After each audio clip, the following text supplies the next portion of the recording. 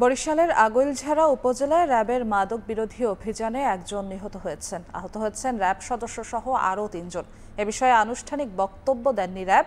Police জানায়, সোমবার সন্ধ্যায় সাহেবের হাট বাজারের জোড়াপুল এলাকায় সাদা পোশাকে চলছিল র্যাব ৮-এর মাদক বিরোধী অভিযান। এক পর্যায়ে মাদক কারবারিরা র্যাব সদস্যদের উপর হামলা চালায়। সেখান থেকে উদ্ধার করা হয় গুলিবিদ্ধ সিয়াম মোল্লার মরদেহ।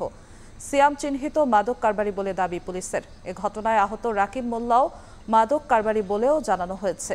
আর র্যাব জানিয়েছে, অভিযানে আহত হয়েছেন তাদের ২ সদস্য।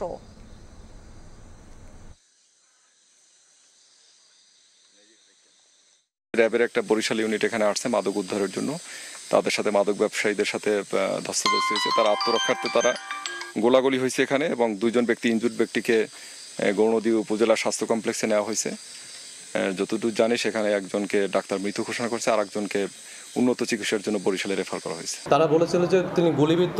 তো আমরা কমপ্লেন শুনে সাথে সাথে এখানে কোনো কালক্ষেপণ না করে আমরা সার্জারি ওয়ার্ডে তার চিকিৎসার জন্য সার্জারি ওয়ার্ডে ভর্তি দিয়েছি। এখন পেশেন্ট সার্জারি ওয়ার্ডে আছে।